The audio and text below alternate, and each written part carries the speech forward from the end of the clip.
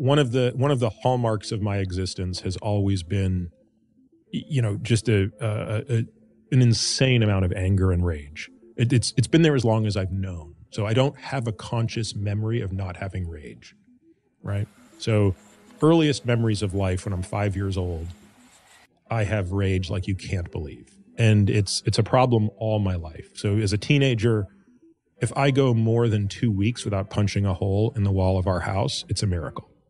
I mean, I am so good at drywall. You can't believe how good I am for all the stuff I have to repair around our house. Like, I'm breaking windows, it just doesn't, and so, in a way, and of course I rationalized how much boxing saved my life because I had this amazing outlet for my rage, right? I got to basically exercise 6 hours a day. I'm hitting punching bags in people all day long, and it's just a beautiful outlet that keeps me out of jail.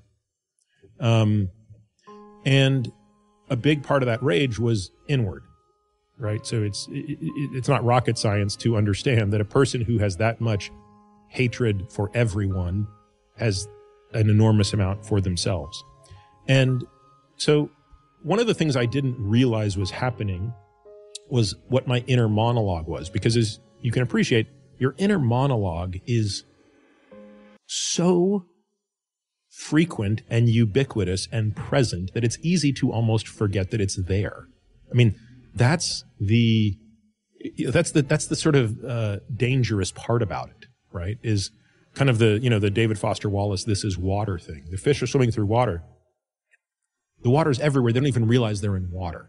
You don't realize the subconscious stream of thoughts that constantly flow. But eventually, I became aware of just what that self-talk was. And it was no longer the case.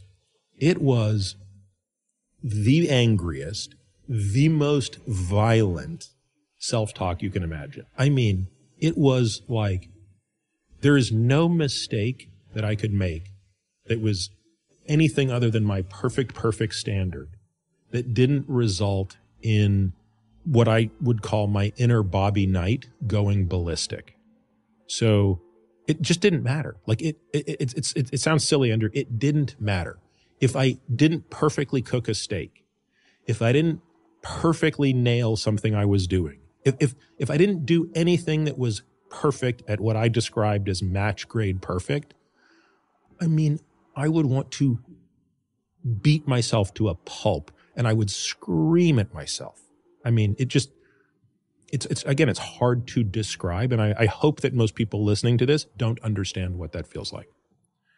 Well, it became very clear that had to change, because when you hate yourself that much, by definition, you are going to be an insufferable prick to everybody else. Like, because that's going to spill into how you interact with the world. So I, was working with a therapist who was one of the people who was sending me to this place in Arizona. And basically it became clear that, they proposed that I could shed this trait if I was willing to do a certain amount of work. And I was like, there's no chance. Like, I'm 47 years old. This is the only way I've ever interacted with myself. How in the world could this be undone? It would take another 40 years to undo this. And they're like, no, here's this exercise you're going to do. So the exercise was, every single time I did something where I would have that self-talk, I would have to immediately stop myself and pretend that it wasn't me that just did that, but it was one of my closest friends. And instead, I would audibly speak to that person. There was nobody else there, but speak to that person as though they are the one that made the mistake. And I was to record that on my phone. So if I'm out there shooting my bow and arrow and I don't get a bullseye, instead of screaming at myself, I have to say, oh, imagine it's my buddy JR who just missed that shot. What would I say to him? Pick up the phone or, pull out the phone and say, of course, something different. And of course, what I would say in that situation was much kinder. I mean, infinitely kinder. It's like, if I'm saying it to my closest friend, I'm going to say it in a very kind way. And I had to take a copy of that audio and text it to my therapist. Oh, wow. Yeah. Talk about So can you imagine? I was all on board this practice until you mentioned that, at which point, and I trust my therapist to a very deep level, but I thought, wow, that's a mountain. Well, this poor person got a lot of text messages, a lot of audio files.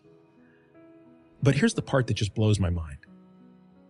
It only took, I don't know, I can't remember exactly. I'd have to go back to look at my journals. It only took about 4 months to get rid of Bobby Knight.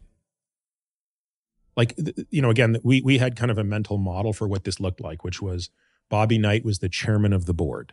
He sat in the boardroom and nobody else got to talk. And for those that don't know, Bobby Knight had a terrible temper. Yeah. Yeah. The worst. Right. This is the guy that was throwing chairs across the basketball court. Level 11. Yep. Out of 10. And all of a sudden, like, we got to the point where Bobby Knight is not even in the boardroom anymore. In fact, as I say this today, like, I don't really remember what he sounded like. I mean, it's amazing to me. And I've had some really amazing opportunities to bring him back. Like, it's not like I'm making fewer mistakes, right? It's not like I'm better today than I was 3 years ago at all the things that I do. I'm not. I'm actually probably worse in many regards. But the difference is, I can communicate with myself.